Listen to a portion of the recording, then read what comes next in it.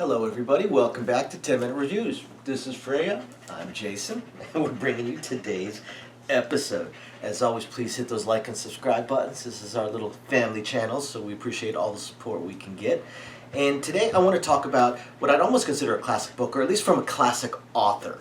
And from some of our younger viewers probably won't know this author as an author per se, but I want to talk about David Morrell and his book The League of Night and Fog. Now, David Morrell is actually the author of First Blood, and he is almost the master of intrigue type books, intrigue / action type books. A lot of his books kind of sort of cross the line into spy thriller almost, or even almost sort of some Jason Bourne-ish type of novels, which are some of his biggest ones. And that's what The League of Night and Fog is. So after you hit the like and subscribe buttons, keep listening. Here we go. We're going to talk about four things. We're going to talk about the world, we're going to talk about the characters, we're going to talk about the plot, and we're going to talk about the writing style. Now, the world, theoretically modern times, or our world, not necessarily modern times, because this would have been back when he wrote this book, which I want to say is in the 70s or maybe early 80s. David Morrell has been writing for a long time, so, mid-80s. So the world would be back in the mid-80s, so you don't have things that are as ubiquitous as, say, cell phones, for instance. And the book tends to have a lot of things that kind of call back to the past. So as far as the characters go, The League of Night and Fog is actually, it's almost a sequel of two other books, The Fraternity of the Stone and Brotherhood of the Rose. Neither one of them were connected to each other. They're very, very similar. And then they connect with The League of Night and Fog. That again is very, very similar. All three books have some major similarities when it comes to the plot. So the characters, there's two characters, Drew and Saul. Now there's some side characters, there's significant others, friends, stuff like that, but for the most part the book revolves around those two characters, who are the main characters in their own books. Drew and Saul are, you could almost say, retired or former master assassins. A lot of Dave Morrell's books deal with either assassins, spies, or military, typically assassins and spies. He really likes that kind of thriller and intrigue type of stuff, and secret society kind of things. These are almost never CIA or government assassins. They're always some shadowy secret organization, fraternity, brotherhood, hence the names Fraternity of the Stone, Brotherhood of the Rose, this one The League of Night and Fog.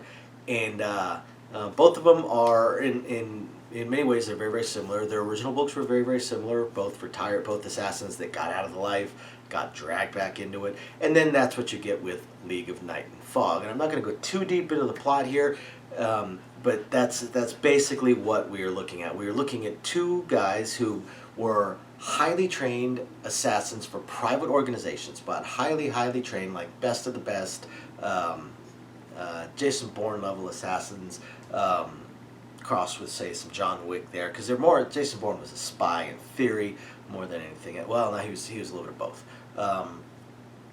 And that's what these two are, Drew and Saul. Now, they were both trained independently by their different organizations. In their original books, both of them had gotten out of it. Both books start years after they have gotten out of it, and they are in hiding. I want to say Drew was in hiding as, I think, a monk. And I don't remember with Saul exactly what he was doing. I haven't reread any of these three books in years. But I've read them, all of them, probably 5 times each, if not more. They're fantastic, fantastic books. David Morrell's a great author. So this time around, same thing. They are retired. They are in hiding. They've gotten away from the intrigue. They've gotten away from the assassin, away from the blood and guts and bullets and all that. And of course, they get dragged into it. They get dragged into it via secondary characters that drag them almost back into the world and back into the intrigue. And that's where David Morrell gets interesting with these characters, because they are assassins, but they're also almost spies / investigators, because they typically get dragged into something and have to figure it out. And that's what these two, they get dragged into something they have to figure out what's going on, and basically they have to almost save the world. It's kind of a trope, but it tends to pop up fairly often. Now, as far as the writing style goes, David Morrell is an awesome, awesome, awesome author. His writing style is great. If you've ever read any of the Bourne books, obviously that's a different author, but in some ways there's some similarities in how the characters act and as far as like description of the world and things along those lines. But this is actually more gripping. David Morrell manages to write in a more gripping way, probably because he's a slightly more modern author. The further back you go in the decades, the big authors, especially the intrigue authors, the mystery authors, even the horror authors, were a lot wordier. You got 5 pages to describe the doorway as you're walking into the room, and then 10 pages to describe the room, kind of thing. And as we've gone more and more modern over the decades, the writing style in general of just in the industry as a whole has really shifted towards more action and quicker, faster. Get to the point quicker. We want to know what's going on a lot faster. We don't need this big long exposition. It could also come from just the sheer volume of books out there. People have a lot more choices, so they need to be grabbed in a lot quicker. David Morrell is very, very good about grabbing you in very, very quickly and then holding your attention. His action sequences are fantastic and they're very grounded in reality, so you can really see it and feel it happening as you were reading it. Again, it kind of gives you some callbacks to the Jason Bourne type of action where it's again realistic and feels like it could really, really, really happen. These characters are not Superman. These characters are not Vin Diesel in the Fast and Furious franchise. These characters, they get hurt, they get injured, they struggle, and it's typically superior training, superior tactics, or sheer luck, or just sheer grit that get them through. Very rarely do these characters come out of something unscathed, unless they have time to prepare in advance. And even then, as we all know, no matter how much you prepare things in advance, it does not go the way you want.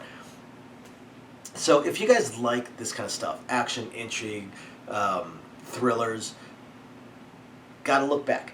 Look back, go back a few decades and look at David Morrell. David Morrell, all his books are fantastic. I mean, we all know about First Blood. And First Blood was just the one that kind of, I would say, made him more mainstream, more famous to most people, but he was already a huge New York Times best-selling, awesome author long before First Blood hit it big with the movie adaptation. And The League of Night and Fog is, to me, almost his culmination. Because, again, it's one of the first times he actually had a sequel, and this one is a sequel to 2 different books at the same time. It's absolutely fantastic. So after you guys hit the like and subscribe buttons, go check out David Morrell's League of Night and Fog. Catch you guys next time. Bye now.